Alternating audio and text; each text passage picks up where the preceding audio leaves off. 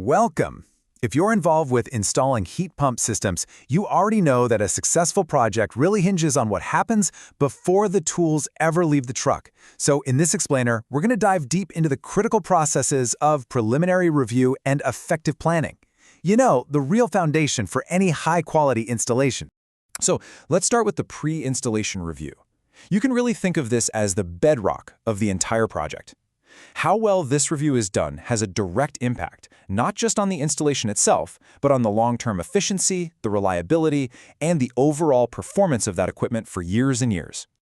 Now, to make sure absolutely nothing gets missed, the review is broken down into this structured four-step process.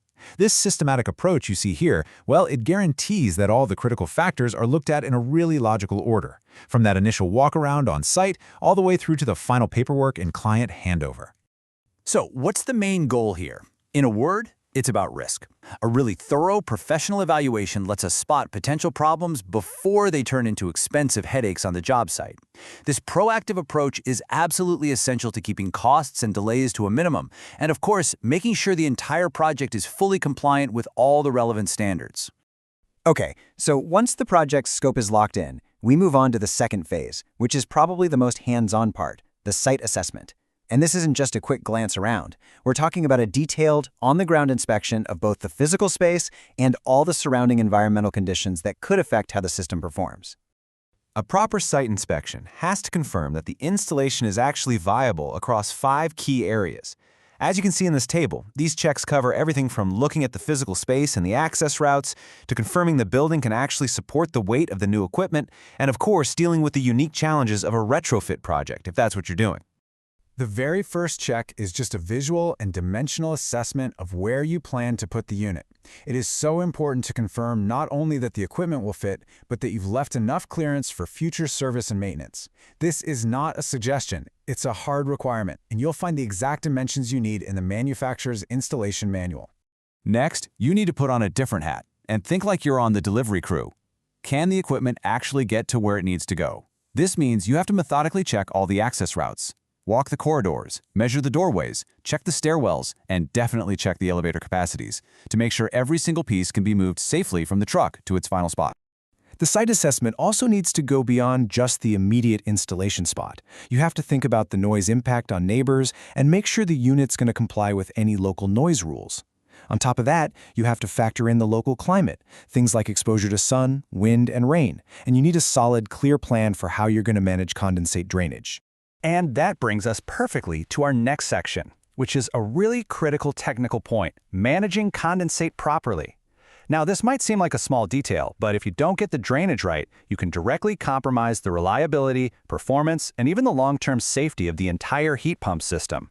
For any indoor unit, a condensate trap, sometimes called a siphon, is an absolutely essential piece of the puzzle. Its main job is to create a water seal. This seal does 2 critical things. It lets condensate drain away freely, but it also stops unconditioned air or even nasty sewer gases from getting sucked back into the space you're trying to cool. This is vital for maintaining system pressure and good air quality. Now, the design of the trap isn't just a guess. It has to be sized specifically for the air handler's static pressure rating. The depth of that water seal in the inlet leg has to be deep enough to fight against the air pressure from the unit's fan. If that trap is too shallow, the pressure can either blow the water right out or suck it back into the unit, and either way, you get drainage failure, water damage, and a system that shuts down.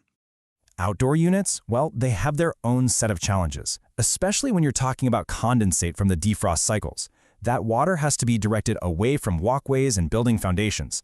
In cold climates where freezing is a real risk, this often means you need insulated pipes, maybe some electrical trace heating, or even subsurface systems like soakaways to get rid of that water safely. All right, the final phase of our preliminary review process shifts us from assessment to action.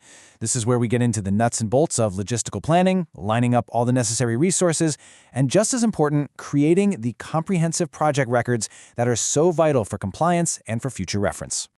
So, this stage kicks off with resource allocation. It's about identifying and scheduling the right people with the right qualifications. That means your certified technicians, electricians, and plumbers. Then, based on when they're available, you create a detailed step-by-step schedule for all the installation tasks. This ensures a smooth, coordinated workflow when you get on site. And before a single bit of work starts, a complete inventory of all the required tools and equipment has to be put together and double-checked. Taking this step isn't just good practice, it's what prevents those costly delays during the installation and makes sure that every single task can be done safely and to the right technical standard. Throughout this entire process, from start to finish, meticulous record-keeping is just not optional. Documentation is something that happens continuously. It starts with that very first site assessment and carries on right through the installation, the commissioning, and the final handover. This way, you create a complete, unbroken history of the project. At the very end of the project, all of this documentation gets compiled into a single handover dossier. This file is a critical asset. It acts as a comprehensive, permanent record for the client, and, just as important, for any technician who's going to perform maintenance or service on that system down the road.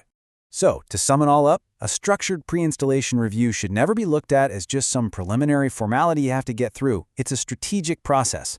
Getting it right and being thorough is really the key to ensuring a successful, efficient, and compliant installation for any heat pump system. And ultimately, that's what delivers the consistent, long-term performance the client is expecting.